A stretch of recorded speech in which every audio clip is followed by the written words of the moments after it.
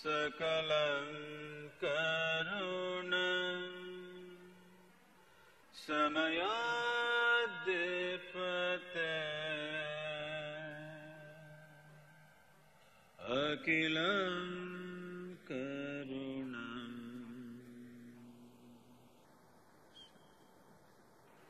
Namaskaram. Namaskaram to everyone. Namaskaram.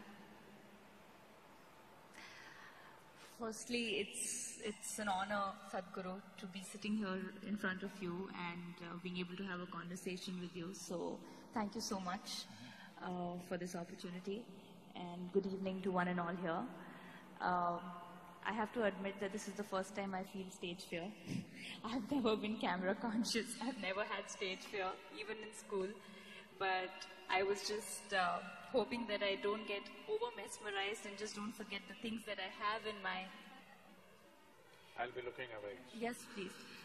and the questions that I have in my mind. So, shall we begin? Yes, ma'am.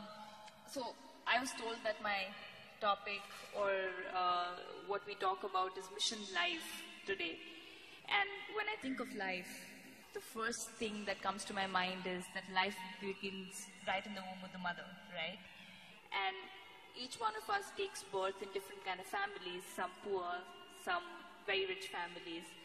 And they say that it's your past life that determines that. So what is that? What is your view on past life? And is it possible for every person to kind of get to know what their past was?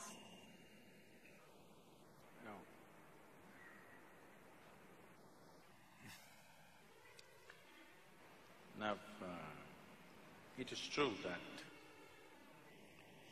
if you… those who have more than one child, would know this if they paid attention. But otherwise, you can go to a hospital, watch 10 children who are just born. You will see these 10 children are not same, they're just born, but they're not same. Each one of them have their own characteristic. Even if two children have come off the same parents, you have a sibling? Yes, I have a younger Nothing like you? No, we're poles apart. So, though same genetics, same home, same food, probably same school many times, but so different. So obviously, from this we can assume there is some other data. Though genetic data is same, atmosphere is same, everything else, all the inputs are same, but there is some other data which is making you so different from your sibling, which is in every home it is true. Very rare that two siblings are of similar nature. So obviously there is some other information which is making one person so different from the other. See, what makes you very different from another person is essentially what you remember, isn't it? Suppose I wiped out your memory and I wiped out another person's memory totally, both of them would act about similar. Only because you have a memory, it is so different. Now when we say memory, what you know as conscious memory is only a very small part of the memory. Do you remember how your great-great-great-great-great-grandmother looked like? No. Her nose is sitting on your face though, isn't it? Your body remembers. This body remembers so much that you cannot even imagine, that much it remembers. So you can say this is just genetic. It is not just genetic. There are 8 forms of memory. These 8 forms of memory, in the yogic way of looking at things, we say this is elemental memory, atomic memory, karmic memory, genetic memory, and articulate memory, inarticulate memory, and conscious and unconscious levels of memory. So 8 forms of memory. You are normally conscious of only an extremely small part of your memory. How your forefathers were 1,000,000 years ago, still even your skin remembers what should be the tone, isn't it? Nothing forgotten. So there is a a tremendous amount of memory here. So what you're calling as karma, what you're calling as past life, there is memory. Past life is memory, isn't it? Right now what happened yesterday is only in your memory, it's not hanging anywhere here. So, does life go beyond the birth of this body? Definitely it does, but I don't want you to believe such things. Because the moment you believe such things, you start imagining things. This is gone crazy, particularly in United States. Anybody who says, if they like this person, oh, maybe our past life. 3 days of romance and then they realize there's no future. Right. So, if you start believing these things, your imagination will fly, it's no good. But if you access these dimensions, then it transforms you in a completely different way. Is it necessary for every human being to access these memories? Not necessary. Because most people cannot handle the memory of this life, they're freaking. Yes? True that. 10, 20 years of memory, they cannot handle it. If you remind them of 10 lifetimes of memory, what will happen to them? They better not remember. Anyway, a whole lot of things are being done in the, all imported from United States largely, about past life regressions and this and that. These are just psychological processes. With psychological process, if you go to a certain level, essentially you're going into analyzing yourself. With this analysis, you could come to some conclusion, some imagery, whatever.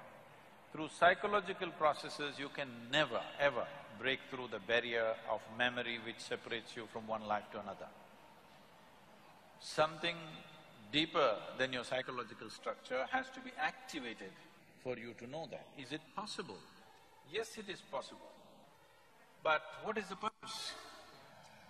Now there are some people on purpose now, it's said, I don't know how much or to what extent it's right, that certain people have patterns in their life, of say failure on work front or be it relationships or just they're lucky with certain things, unlucky, and then they're directed towards a direction that maybe, you've got something from your past life hanging on, and that's why they go into regression.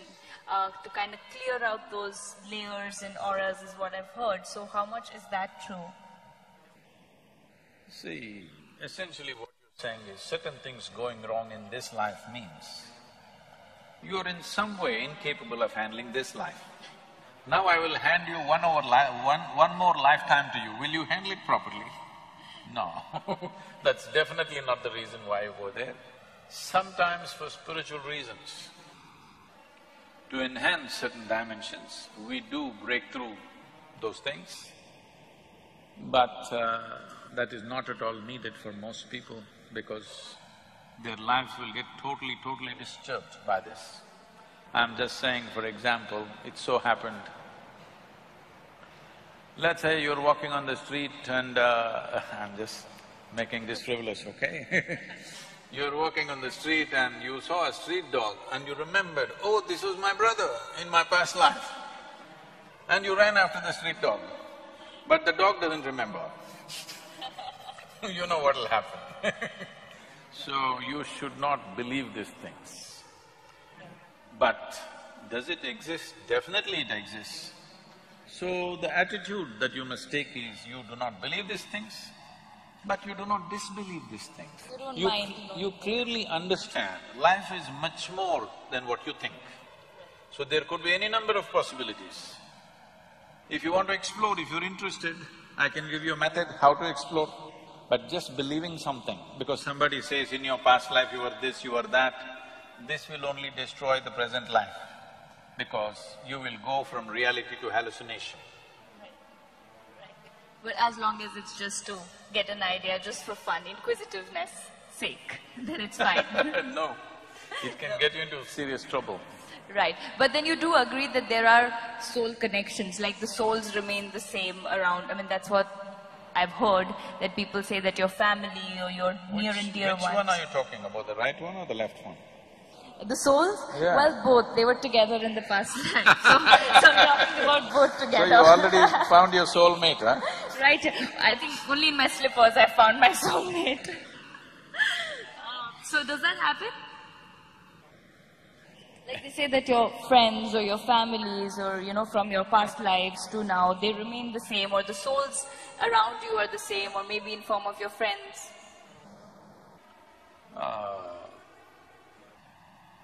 I would advise people to make new and numerous and new friendships now.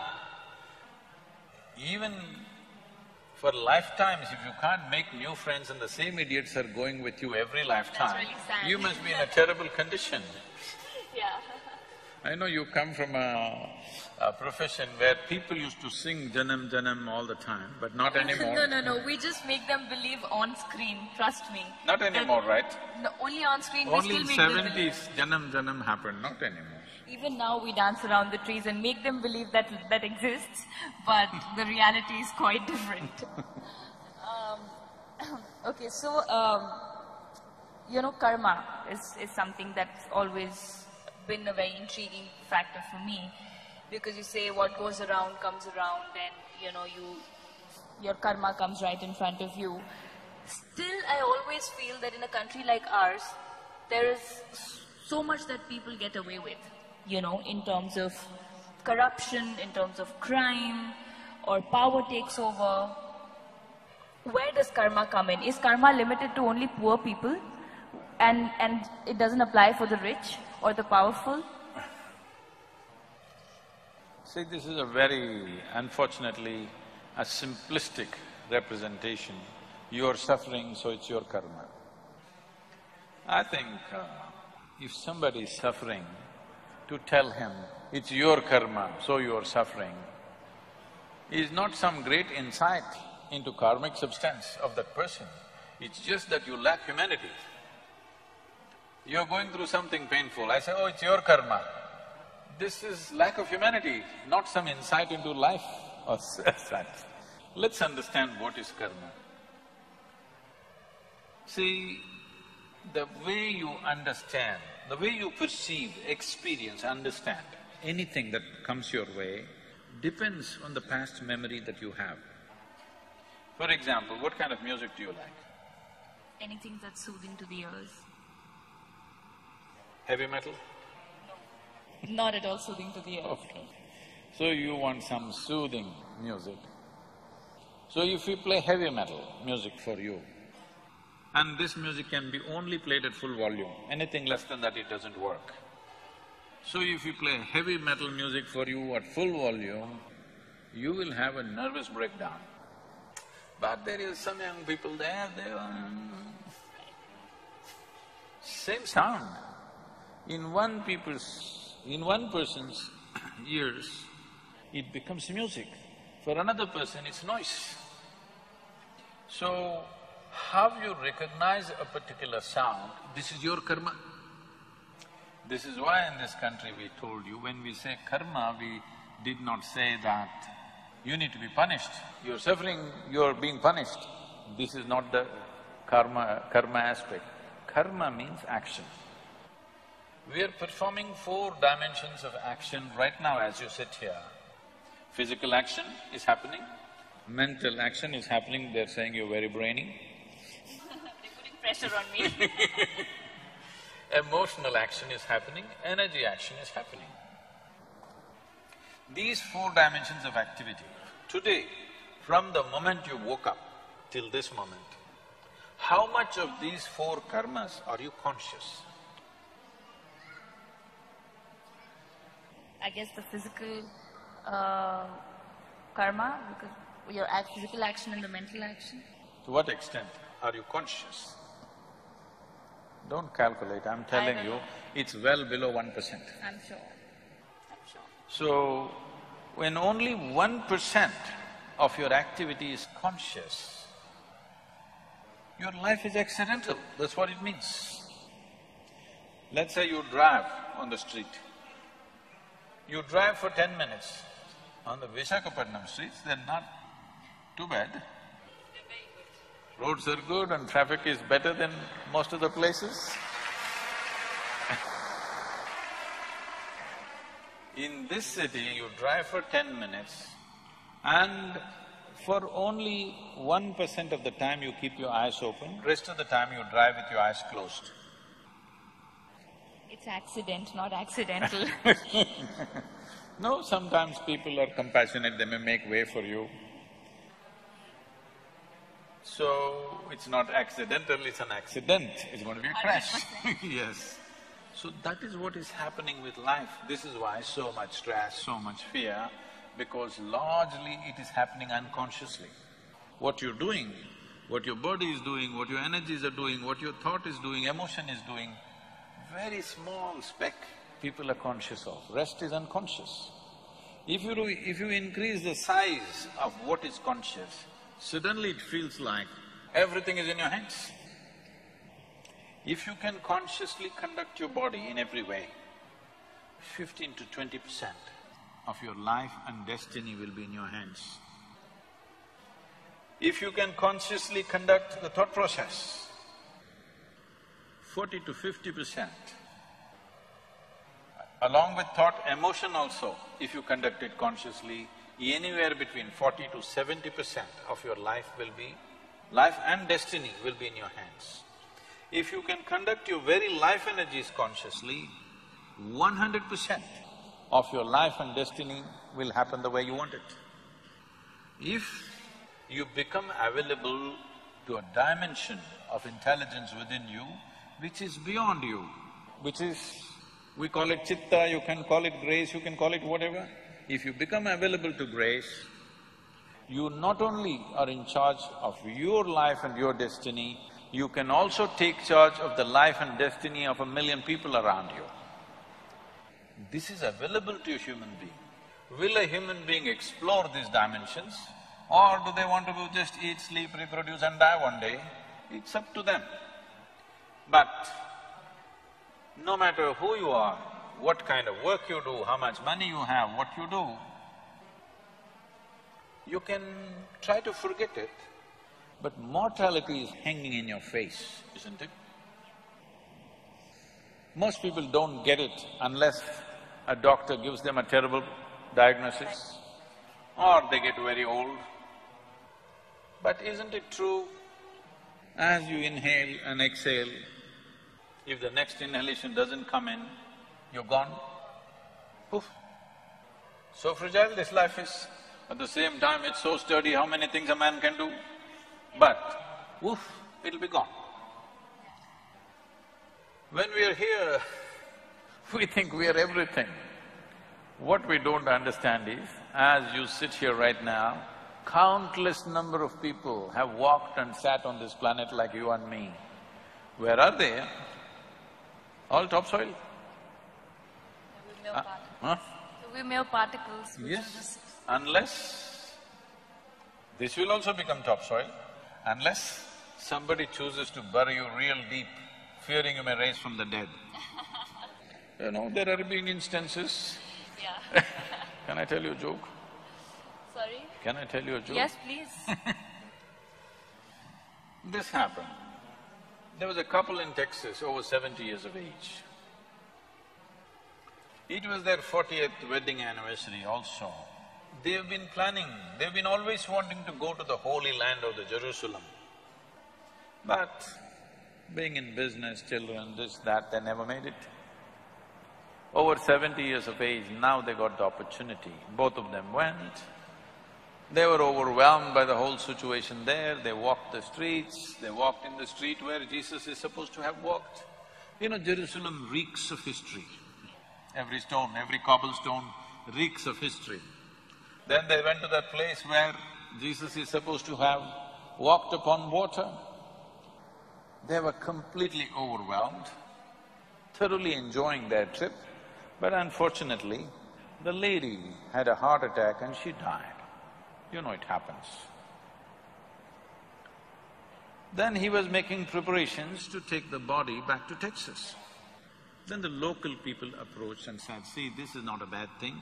Your wife has died in the Holy Land. This is the place to die. So there is no need to go to Texas, and above all, it costs you $18,000 to transport your wife's body to Texas. We will do it here. $18,000 plus local charges there. So for you, a special price because you are from Texas, $20,000, we'll do everything. The man thought about it and said, no, I will take her to Texas. They said, no, no, no, you are under stress, you know. Please don't torture the child, whoever.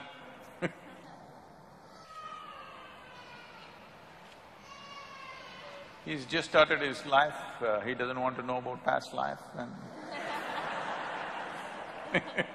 or too much karma.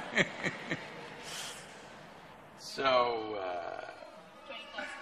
$20,000. Then they said, you're under stress, you're not able to think clearly, we will give you a discount, $15,000. Let's do it. The man thought about it and said, no, I will take her to Texas. I said, no, no, no, you are under duress, you're not able to see things clearly. What is the point? This is the place to die, Jerusalem, this is the Holy Land, she wanted to come here and she died here. This is where it must happen. You are under deep stress, so because of your distress and suffering, we will give you a super discount, $10,000, let's do it. You know, this is Jerusalem, you can bargain. Yeah.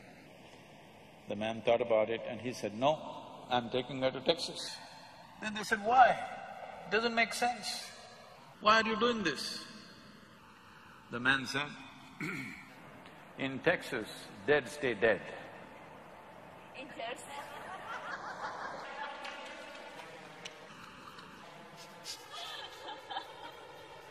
Well, he didn't want to risk it. So, we are sitting here right now. We will fall dead and become part of this earth. Somebody else will be walking over it in no time. It's a brief life. It's a very brief life. Especially if you're joyful, it's a very, very brief life. Have you noticed this on a particular day? Yeah, happy days just pass. Happy days just go this. like a moment, miserable days take a long time. So only miserable people can have a long life. If you're joyful, before you know what hit you, it gets over. So in this brief life, is it not important that extremely brief life, for the immensity of what a human being can be, this time that's allotted for us is too little. But in that people get bored and they kill themselves. Very unfortunate. Without ever exploring the nature of what this life is about. Simply because people's physiological and psychological drama has bigger than the existential realities in which we are. But that's also because Sadhguru, a lot of them are not aware of what the reality is. That's because they don't know how to act in their life. No, They're thinking it's real, you need to tell them.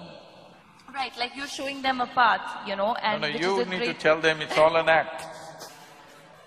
Well, unfortunately, somehow I feel a large percentage in our country is still struggling for the basics, you know, which is the food and the shelter and home and clothes. So for them, that is it. That's meeting their ends is tougher. That is an unfortunate reality. Still, basics like food and shelter have not happened. Right. That's a different thing. But believe me, those who are successful are suffering a lot more than those who are not so successful. I'm constantly working with business leaders around the world and I see most successful people have the longest faces. I agree. I don't know what makes it so difficult to just put a smile on your face all through the day. So, if people don't have anything to eat, that's a different situation, we have to fix that, there's no question about that. But people's psychological drama, what you think and feel becomes bigger than the creation. True. Because of that, life gets all messed up. After all, it's your thought, you can make it any way you want it. After all, it's your emotion, you can make it any way you want it. But that freedom and that awareness is not there, simply because less than 1% of it is conscious, rest is all in reaction to something else. So now you said, most of it is we're not conscious about the actions. And coming back to my question where my main point was, what if it's a consciously bad karma that a person does, say a murderer or somebody who commits crimes, or there's so much happening in our country today. Now, where does karma fall in place? Because my question was, in at least our country, it's not like the Middle East where people are highly punished. There's a lot that you can get away with. Because a lot of times, just the way they're living itself is a punishment. So, we don't think we have to punish them further. No, but there are quite a lot. I mean, we all know that, there are people who get away with a lot of things, and very unfortunate that it is. But is it somehow, somewhere that we are not able to handle things properly in our country and we blame it on karma? See, it's not just in this country, everywhere it is there. Here we have over 10,000 years of culture and history, so we have learnt many more tricks. We have learnt many more tricks as to how to do these things. Essentially, karma means action. As I said, 4 dimensions of action. In the physical world, action naturally has a consequence. It is not like somebody is sitting up there and they're going to punish you for this or that. You said if a consciously negative karma… See, what is negative and positive is not in the action, it is in the volition, it's in the intention. I'm sorry to take such an example, but you come from an army setup, your family is there. Armed forces means we have built armed forces mainly so that if somebody bothers us, to kill them. Nothing wrong with that, you get a medal for that. Because we're doing it for a cause that we believe is sacred for us. But we must understand somebody else unfortunately believes their cause is also sacred. So don't take karma there, because there are many people who believe what they're doing is God's own work and they're willing to die for it. But it's against us, so we don't like it. Well, we didn't start the problem, that's our argument. That is at the level of political, social situations, yes. But now you're talking about an inner situation. An inner situation is only by intention. Intention is fixed, everybody thinks what they're doing is great. If you and me were 2 different countries, I'm fighting for my country, you're fighting for your country. Our intentions are right. So Right. Now coming to intention, like you say that your thought is something that when you give it out to the universe, like the law of attraction, the ask… You've been reading all these American books. I've read inner engineering as well, but so it just makes me curious about these things. When you say the law of attraction, where you ask, believe and receive, anything that is sent out to the universe in a positive direction or in a constant direction rather, happens, because they say that you design your destiny, you design your life, like you just happen to say that, your conscious efforts, you can have control over your life. Now, coming to intentions, now what if you're sending out a positive signal, great. What if someone is… No, I did not agree with that, you made a theory. There are lots of holes. Okay, so well, my question, you do not agree to it. So my question is, if someone is sending out, okay, you want your life to be a certain way, you send out positive signals, which is great, but… To whom? To the universe. To the universe. Which direction? Up or down? That's what I'm asking. How does the law of attraction work? Does it really work? It doesn't work. It doesn't work? So what works? How do you design your Law own of attraction is something that happens between opposites. Yes. Whether 2 magnets or two opposites, male and female or whichever way, law of attraction is always between opposites, isn't it? From North Pole to South Pole to this and that, it is working like that. Right. Now you're talking about the universe. So that means you are an alien to this universe? Part of the universe. If it's part of the universe, what is there to be attracted about? Well, why do they say that you can design your own destiny? You can determine your destiny, you should. That's what being human means. Right. See, if you had come here like any other creature on this planet, they have compulsive cycles. They live by that, it's okay for them, because that's all they're capable of. Once you have come as a human being, everything that you can do, actually if you look at your life, you're not doing anything very greatly different from what the other creatures are doing.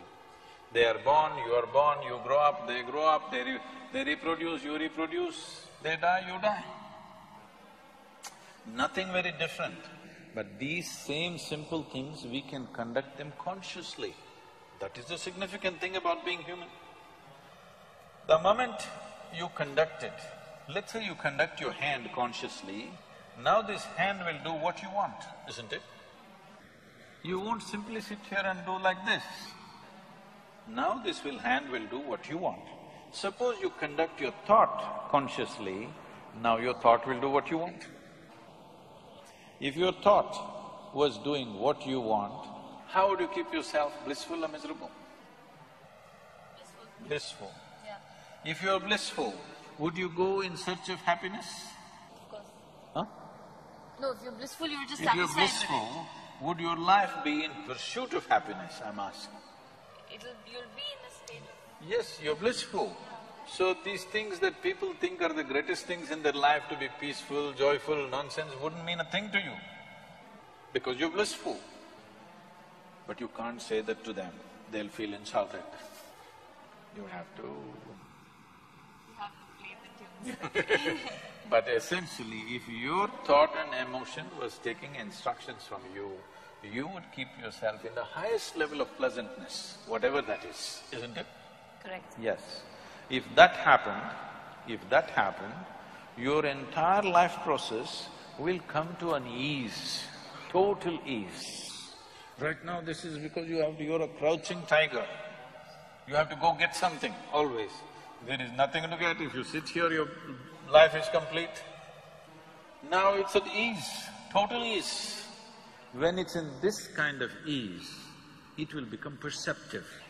Now, just pursuing a profession, making money, or even being joyful, or being loving, or falling in love, nothing means anything to you, because just sitting here, the highest level of pleasantness is happening to you. So what would you do with that life? Naturally, you would explore something that is not in your perception right now. This is how spiritual process begins. This is how you take charge of your life. Now you wish for something, it happened. I want you to know this, for most people, at least 50% of what they wish happens. It is just that they are focusing on a few things that did not happen. If you want to be fair, in a reasonably well-settled society, 90% of what they wish happens. It is the 10% they're complaining about. Yeah. Hello? Isn't it so? Yeah. 90% of your life is happening the way you want it. The 10% you're cribbing, you're never enjoying the 90% because this 10% did not happen the way you want it. Yeah. So already, to a large extent, you are in control of your destiny. A little is going off, but that little can bother you. It's like you drove 100 kilometers properly. Let's say you have to drive 100 kilometers. 90 kilometers you went properly where you want to go. At the 91st kilometer you crashed. Still it's not good, isn't it? Yeah. So that's why they're complaining. I'm not saying they're complaining for nothing. Because at 90 kilometers everything went well, just before reaching something crashed. So they still suffer for that. Now, right now this is because situations are happening around us. Not all situations will ever happen the way we want it. Because situation is not just me. Situation is so many people involved, so many forces involved. All of them need not happen my way. But if I'm happening my way, I'm blissful, okay? Whether the golf ball flies straight or goes into the mountains, I'm still blissful. Right. As long as you're playing golf. Even if I'm not playing. Right. So now coming to this, now as long as things happen your way and you're on your own path and you're blissful and positive. No. I'm not saying as long as things happen your way, you will be blissful. If you're blissful, it doesn't matter which way it happens. Right. Whichever way it happens, you're blissful. Right. See, this is essentially, the world has put cart before the horse.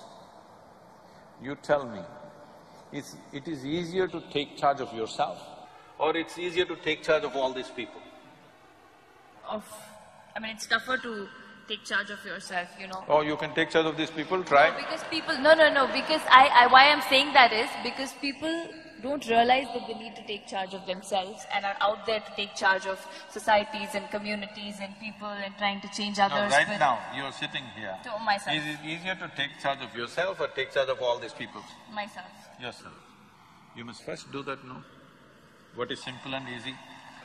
If you take charge of yourself, let us see how much we can get cooperation from these people. Now, when you say you're in pursuit of happiness, what this means is, you want all of them to function the way you want. Then you will be happy. No, when you say, if this happens, I will be happy, if that happens, I will be happy, what it means is, the world should function, the universe should respond your way. That's not what I'm saying.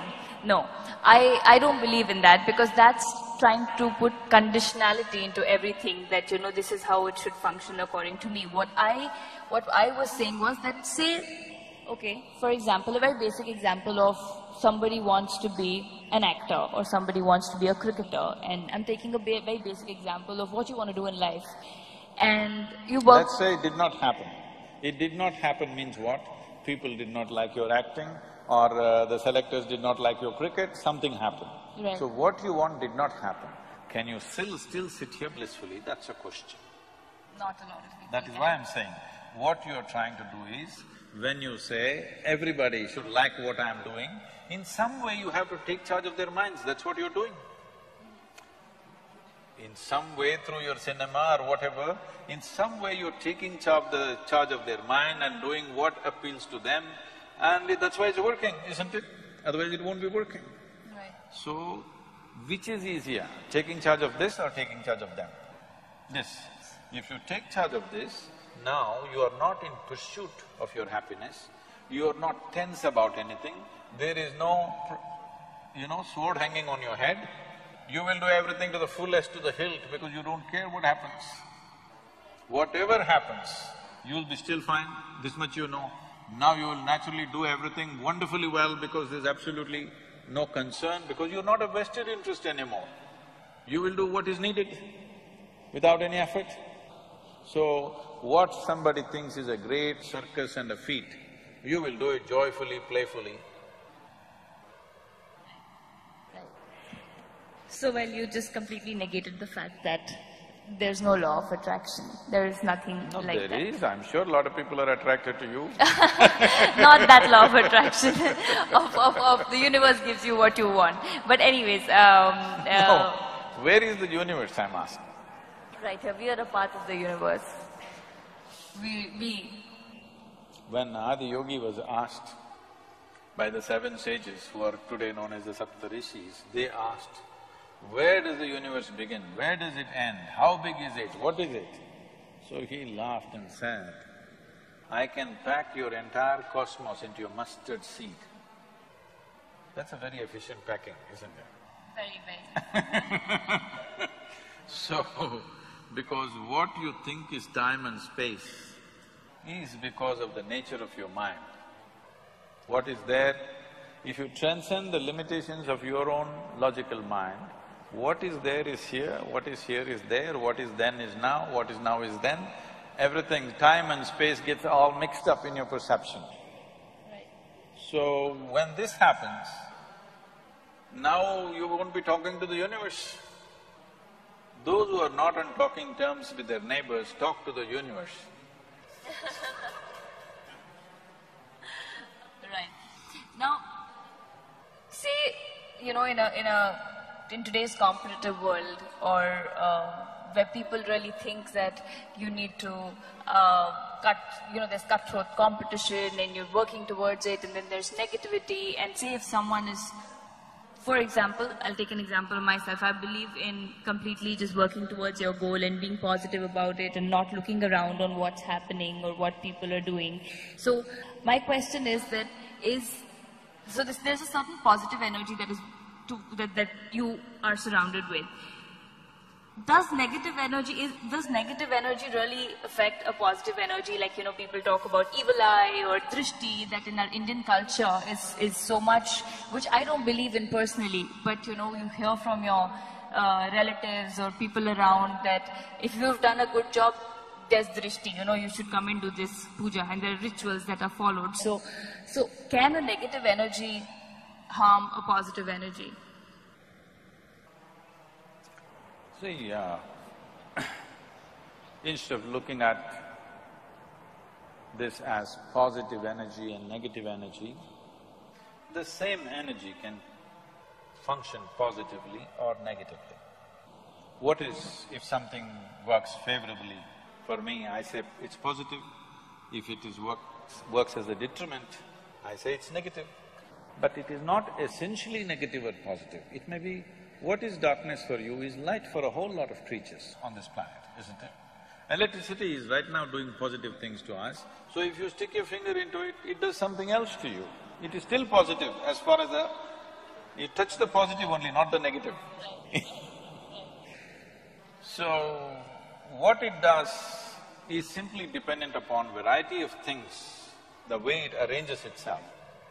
So, is there something like you are surrounded by some negativity which affects your body, mind, energy, everything? Yes, there is. This is something, just 3-4 days ago, they were giving me the studies they have done.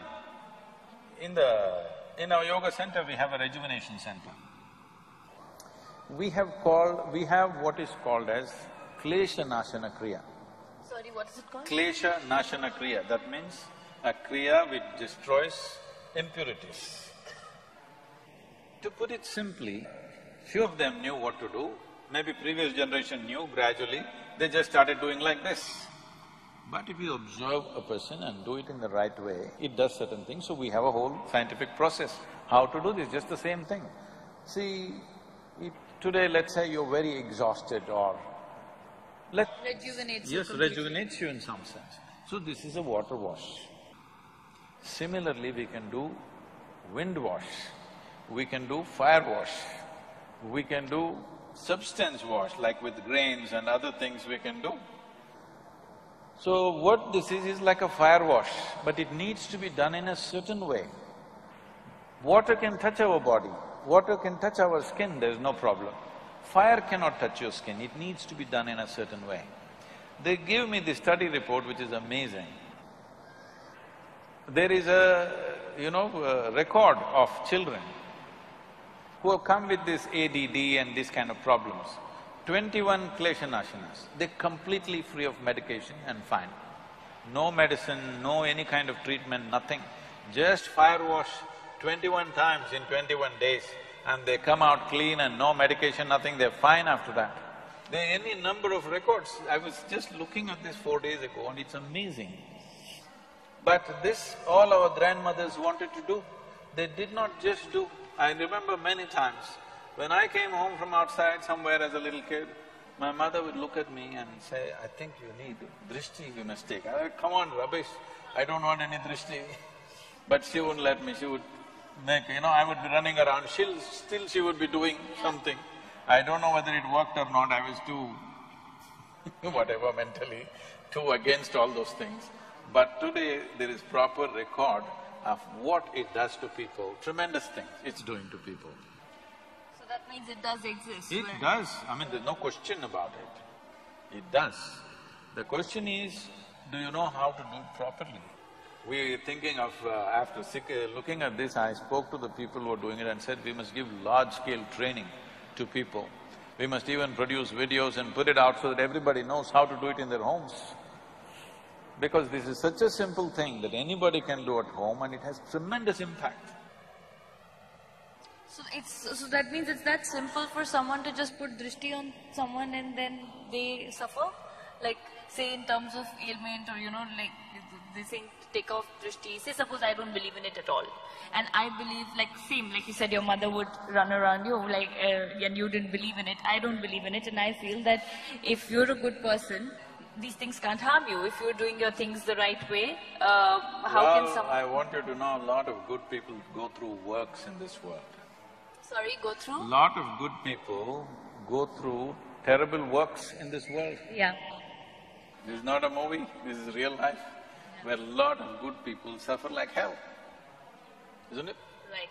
This brings to the first thing, that means good things don't always happen to good people. Oh, not at all. Because… Unfortunate. I must tell you this. A lady was driving in Minnesota. She had a flat tire. And she got out. She had never handled a flat tire. Have you ever? No. No? No. Once when my driver was with me, so I was okay. So, she had never handled it. She was in a party clothes with high heels. She struggled, she put the jack lifted. She was terrified because she had parked in front of a mental asylum and there were all kinds of strange sounds coming from inside. So with great nervousness, she somehow took out the wheel, unbolted, took out the wheel, then she got the heavy, the spare tire, she got it out of the car. With great difficulty carrying, she had put the 4 nuts in a hubcap. These days there are no hubcaps, there used to be hubcaps. And tottering around on her high heels, she stepped on the hubcap. On these 4 nuts flew in 4 different directions. Now she did not know what to do, no nuts, how to fix the wheel. She just stood there dejected. Then from the 3rd floor of the mental asylum, a young man who was there called her, "Hey lady." She looked up terrified. He said, "See, take out one nut from the other 3 wheels and fix this wheel. With this you can easily drive to the next gas station and there you can fix it up." She did just that. Then she looked up at him in gratitude and she said, "You are such a smart young man. Why are you in this place?" He said, "I may be crazy, I'm not stupid." So, people may be good, but they're stupid. Stupidity you'll pay. Stupid means just this. There are many levels of stupidity, but the worst kind of stupidity is just this. Your own thought and your own emotion doesn't take instructions from you. Tell me, it's your choice. You can either label yourself crazy or stupid. Your own thought. See, if it so happens, my hand starts slapping me. Somebody comes to do something to me, I can take care of it. If my hand starts slapping me, what is the solution? Nothing, you're just crazy. Yes, you get slapped all the time. So most of the time, this is all that's happening to people, is their own thought and their own emotion that's freaking them all the time. Who else is poking you? Right. When was the last time somebody poked you with a dagger? Hello? When was the last time? Nobody ever poked you. She's saying, no, even if you're in politics, nobody poked you. But you are busy poking yourself all the time. So, it's up to you to choose the label. You're either stupid or crazy. None. Would want to choose none. Okay. So, my next question is about astrology. As to…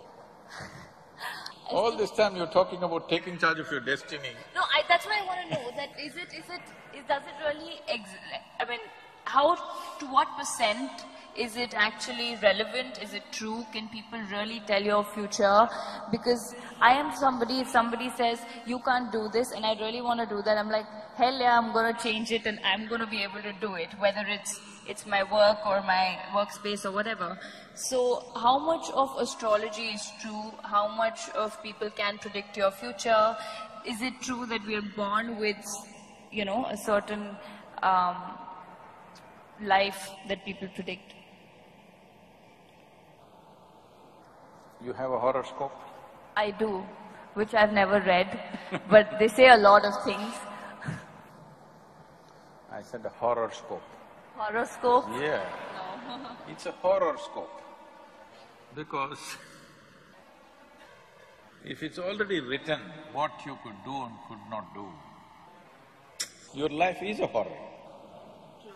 Isn't There's it? no excitement in life then. It's not about excitement, there's no potential. It's already written. You're not a potential life. You're a past life. We could have just framed the horoscope and bury you.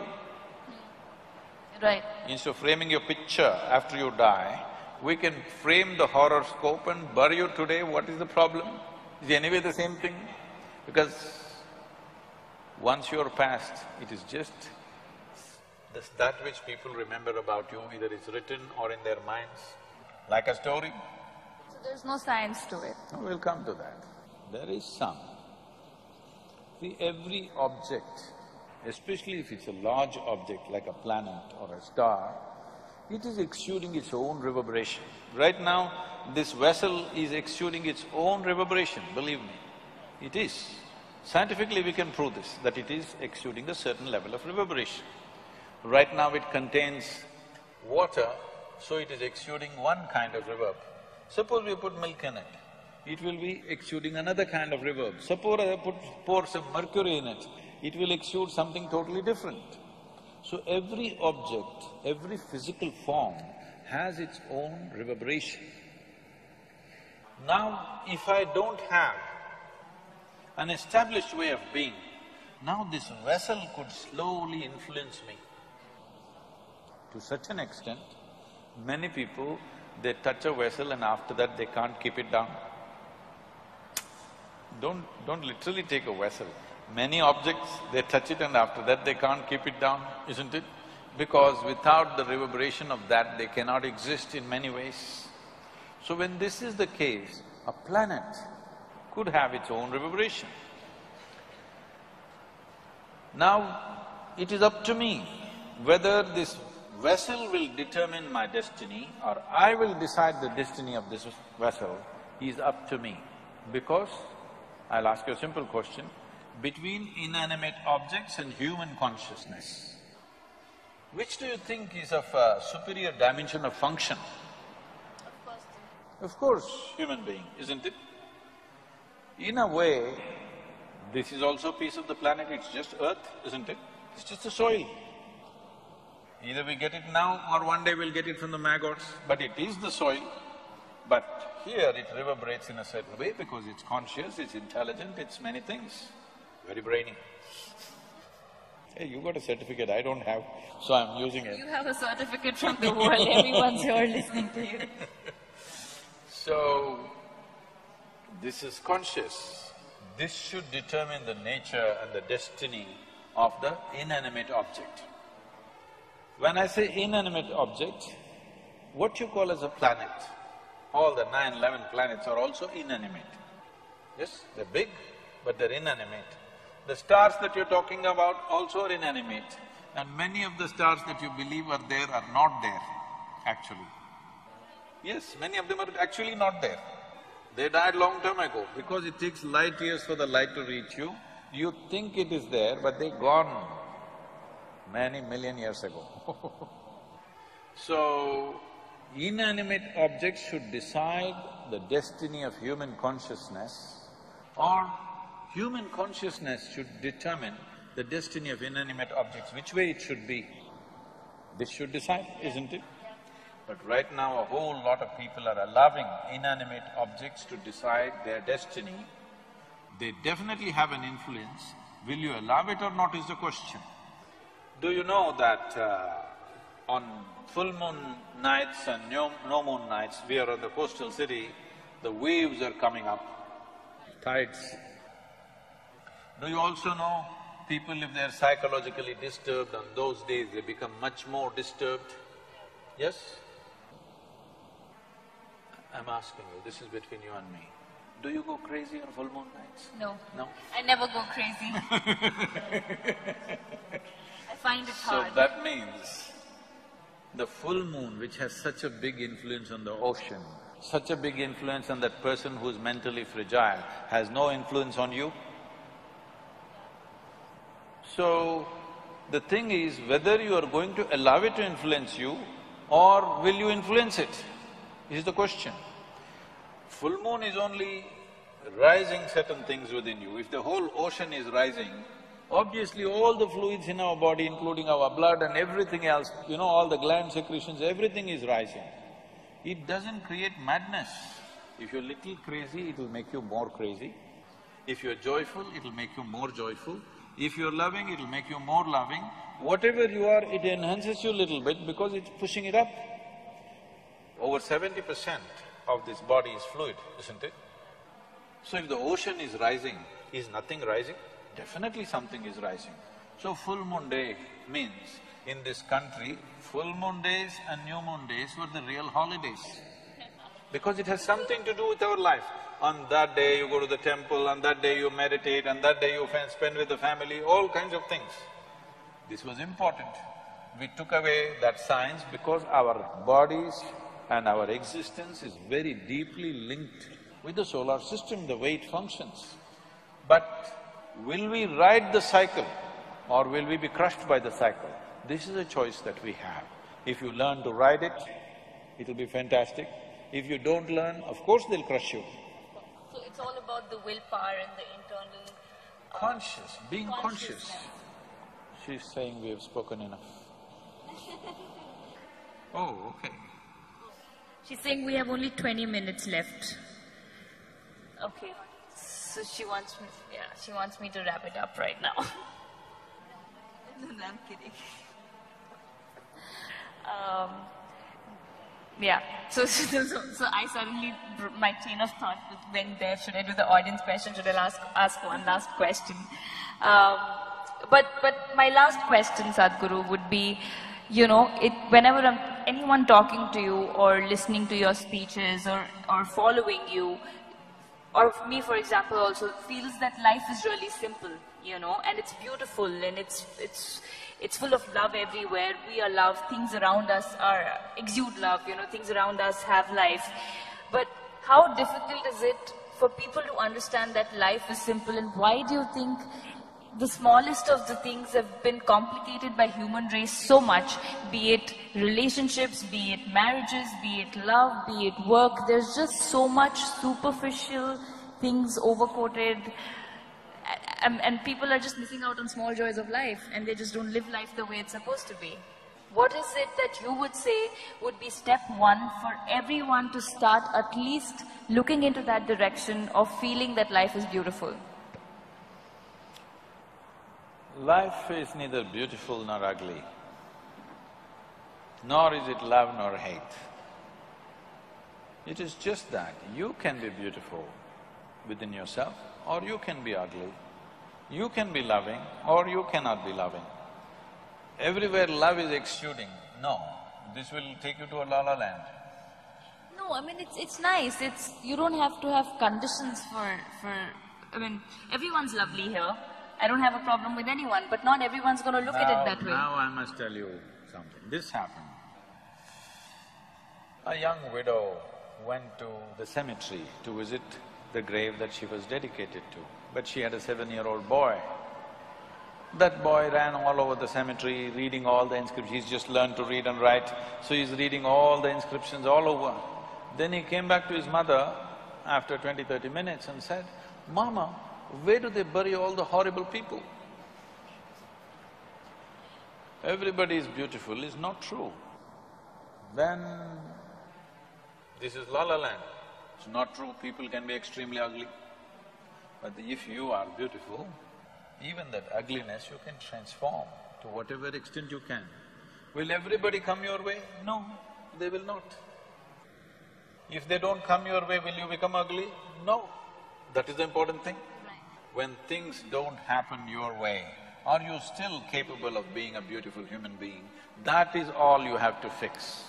Right. If that one thing if you fix, everything is fine. When nothing happens your way, are you still a beautiful human being? See, you must understand this. This is the only thing that this culture has ever worshipped, I want you to understand. Since yesterday, people have been reminding me of this because there is also a real estate issue today. You know, Rama is hugely worshipped. Even today, he is having property problems. Yeah. He had continuous problems. Young prince, grew up well educated for those days, very balanced, nice young man, gets married to a young, beautiful princess. For some political reason, he has to leave his kingdom and go to the forest. I know in the movies, in the Rama Rao movies and also Ramanand Sagar's television serial, Rama and Sita are in the forest and all romance and all this. That's not how it works in the jungle. I have lived in the jungle by myself alone for weeks on end. When I used to come back after 2-3 weeks in the jungle, even my parents wouldn't recognize me, they would look at me, what has happened to this guy? Because insect bites all over and your face is swollen and it's a different thing. Living in the jungle is not fun. Yeah. It is fun if you enjoy it, I did, but it's not easy on your system. So this young princess, she's not Adivasi or something, she's a princess. Taking her and living in the jungle is not some romantic story. It's a hard thing. The idea of sending him to the jungle is so that he must suffer, isn't it? Right. As if that was not enough, the Sri Lankan people came and kidnapped her. From where? From Uttar Pradesh, huh? Not here. From Uttar Pradesh, they steal his wife and go away.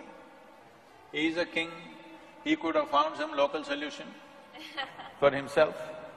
But his wife means so much to him, he follows all the way, walking all the way down, no airplane to fly, walked all the way, the kidnapper had a plane, all right? But he had no airplane, he walked all the way, fought a battle, and then burned down a beautiful city, somehow took his wife back and went home. She became pregnant. For a king, his wife becoming pregnant is very important because he has an empire, he needs a son, all these things are there. But at that time again some political issue happens, then he has to send his wife away to the jungle. No sonogram. He does not know whether she's bearing boys or girls or what. 2 boys come, he does not know. Then he fights a battle with those 2 boys without knowing they are his sons. For most human beings in their life, if anything truly horrible has to happen, knowingly or unknowingly they kill their own children. That is the worst thing that can happen to them, isn't it? He almost did it. Not knowing, he almost killed both his boys. And then his dear wife, obviously she's dear to him, otherwise he wouldn't have followed all the way down. His dear wife dies in the jungle and he never sees her in his life. This is not a success story, isn't it? But even in recent times, during the independence, freedom struggle, Mahatma Gandhi went on referring to Ramaraj. Because in this culture, one of the best administrations ever has been Rama's administration, how he administered his nation. So, when all this extreme drama was happening in his life, worst kind of drama is happening, this guy never married again. He lived alone, he almost killed his own children, complete disastrous life.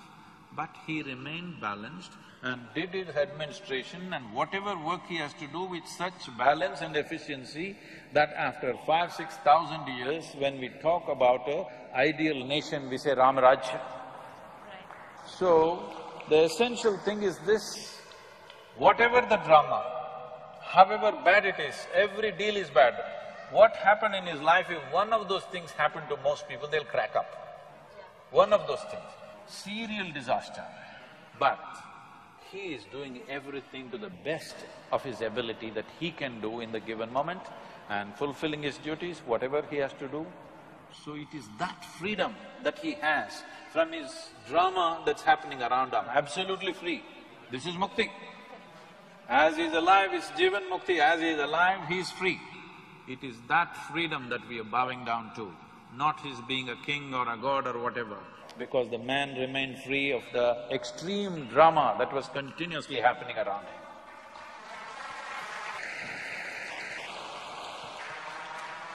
And now we can take questions from the audience. You're in the movies, but I have more drama going around me all the time. We only act that there's drama on screen. Yes. Two. There's someone there. No, there's someone standing there. He raised his hand. Do we send a mic there?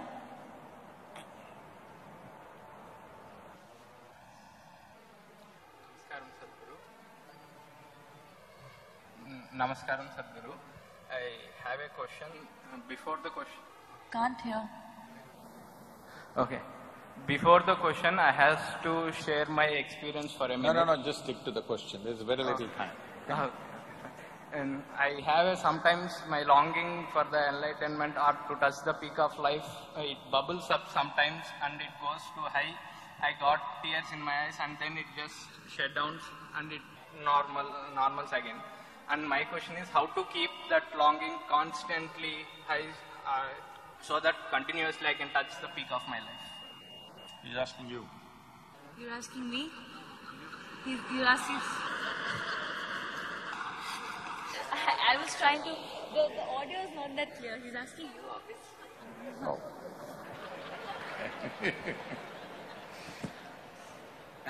This… So, see, every human being, even if you take those human beings who you think are the most miserable sort, even they have their moments of joy, otherwise they wouldn't be alive. Yes or no? There's not a single moment of joy in their life, they would have taken their life long time ago. There is joy, but they're also manufacturing misery. So this is something you must understand. People think love, joy, ecstasy are happening to them. Once you make this mistake, you also start thinking misery, frustration, anxiety, depression is happening to you. No, you are doing it to yourself. You can do either joy to yourself or misery to yourself, agony to yourself or ecstasy to yourself. If you want to know how to do what you want with this, do you agree with me? I'm speaking technically today because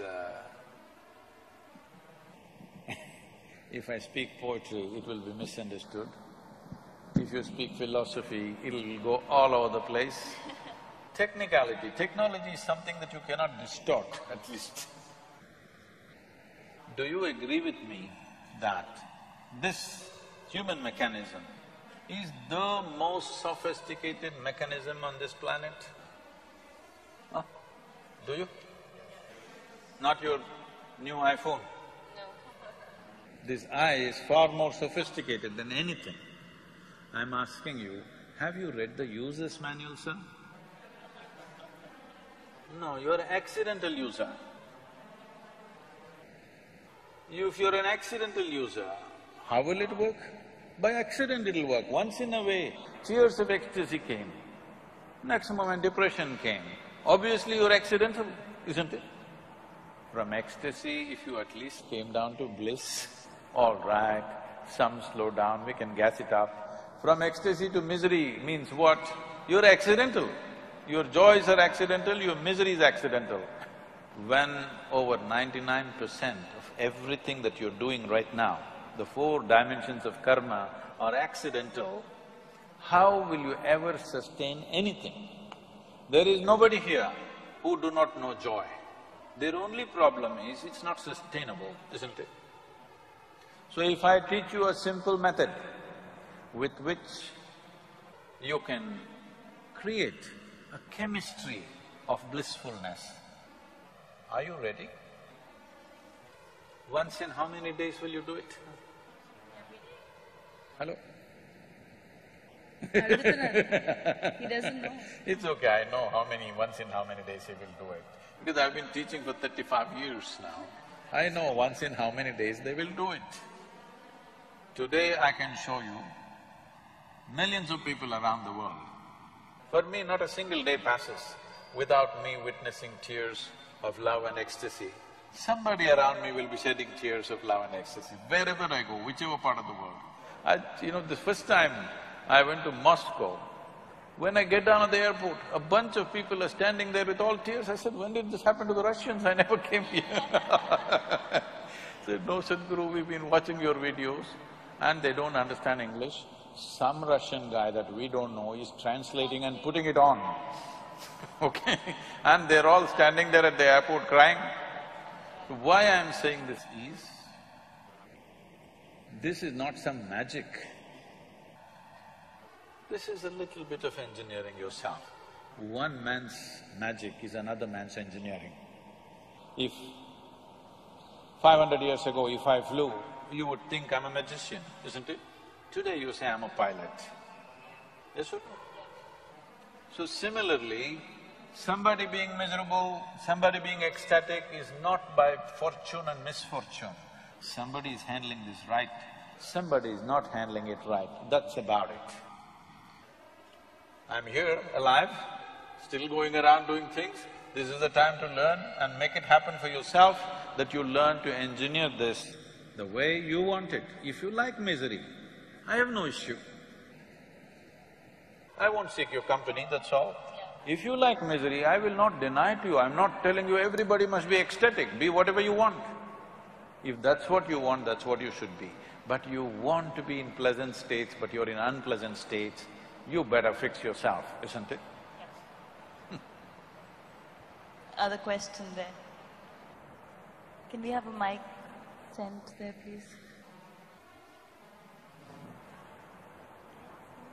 Oh, Mystic One, what is your take on time travel?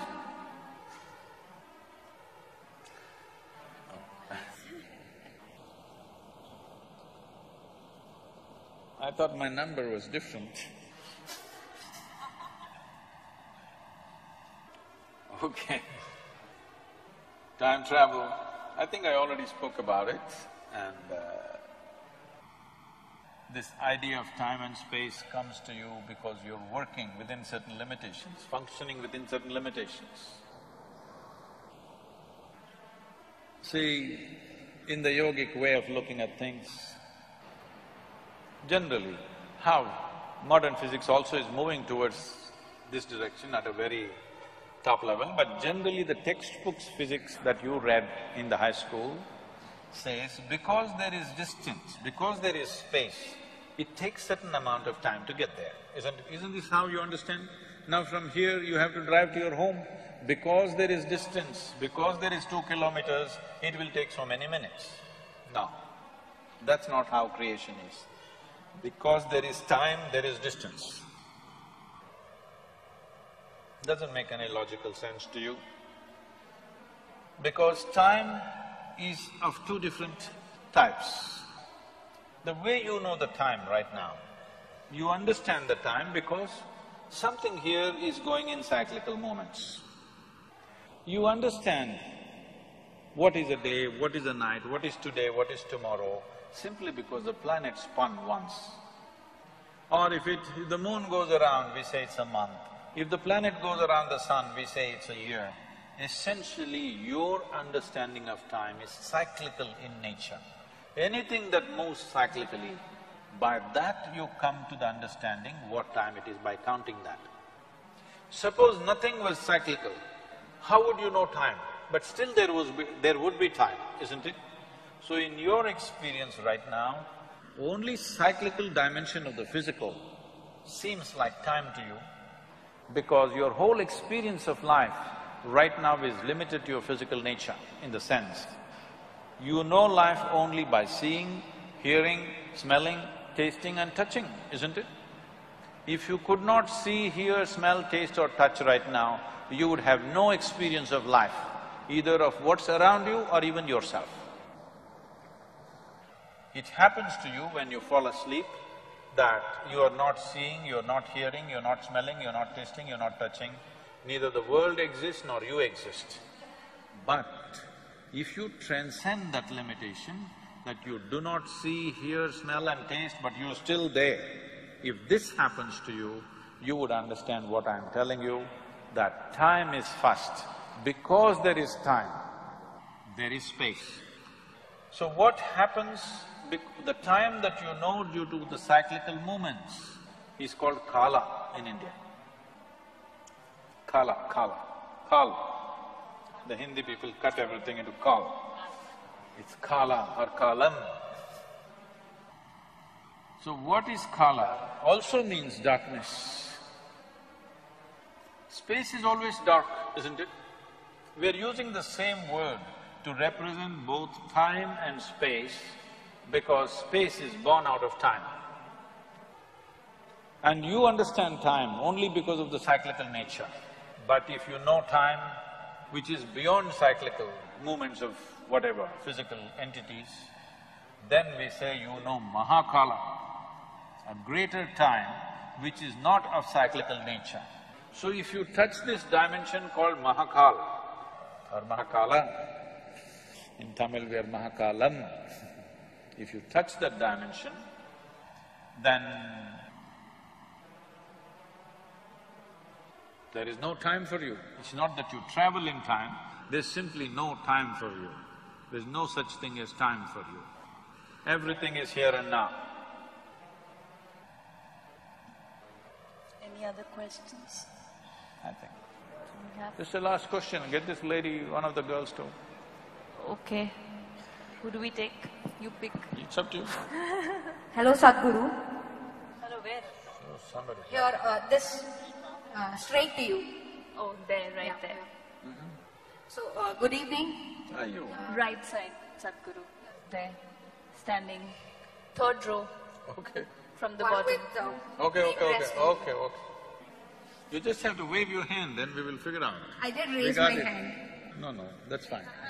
Yeah. All right. So, Sadhguru, my question is to you, is dharma definite? If it is not, does it make an individual opportunist? Well, we went from karma to dharma now. See, the problem with this country is, there was a time when every generation produced thousands of enlightened beings, realized beings, sages and seers and mystics were all over the place. So, the vocabulary of the most profound became vocabulary of daily usage also. Because of this, people are always throwing these words around, mukti, moksha, prarabdha, karma, dharma, this one, that one, everything, without understanding the full depth of what they're uttering. Simply, loosely it is being thrown around. Now the same words are being picked up by the West, karma, dharma, everything is becoming part of the English lexicon. So, when we say dharma, we are talking about… the word dharma literally means law, not religion. So we said, you have definitely heard, even in the political circles, they've been using Raj Dharma, this Dharma, that Dharma. There's a Dharma for the husband, Dharma for the children, Dharma for the wife, Dharma for the Raja, Dharma for the Praja. They're just talking about unwritten laws that all of us should follow for conducive function of a society. And Atma Dharma, they said, dharma are the laws which govern our inner nature. So these are laws, these are not morals, these are not ethics, these are laws. When we say a law, we're talking about… in science we're using this word law. That is appropriate way of dharma. Now the dharma is, if I take this flower, though it is a flower, light and beautiful, if I drop it, it'll only go down. This is the law of gravity. We can say this is the dharma of this bhumi, that if you drop something, it'll go only down, it'll not go up. This is the Bhumi Dharma. So they spoke in their own language of the time. So dharma essentially meant a law, not some kind of a policy or religion or anything else. Today slowly it's become like this, dharma means it's becoming a religion. When we said Sanatana Dharma, we are talking about eternal laws. If you say eternal law, obviously these are laws not about physical nature, but about inner nature. So the laws that govern our inner nature are eternal laws. It can't be yours or mine, it is the nature of the universe. It is the nature of the life that is here. It is not that it belongs to any one community or the other, it is the very nature of life and existence. So, if you are in tune with the laws, you will fly. If you are not in tune with the laws, you will get stuck. A simple thing. Right now, this is being taught to everybody in the management schools, everywhere, in the homes also, you must make your mark in the world. Then the planet will be all dented by the time you leave. With the kind of population we have, for sure. Yes. You must leave your footprint and go. You must understand those who leave footprints shall never fly in their life. This is the law. We'll leave it here.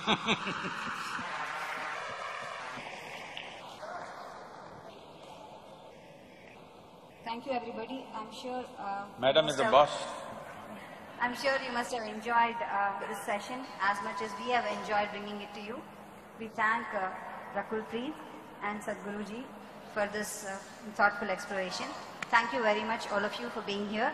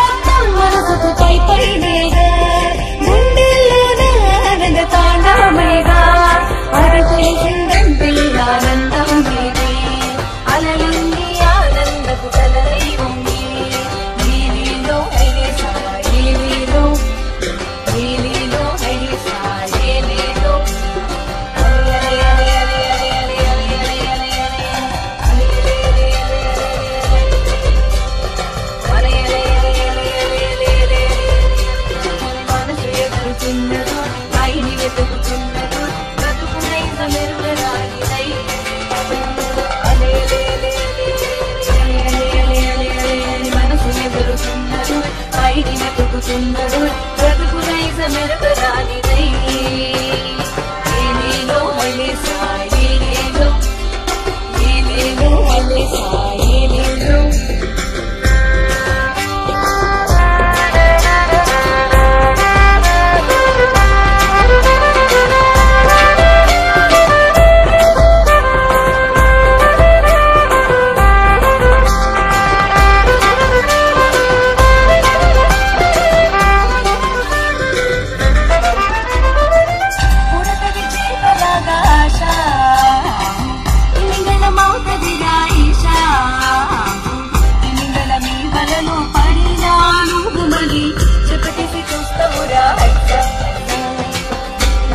జీవనాగా Asha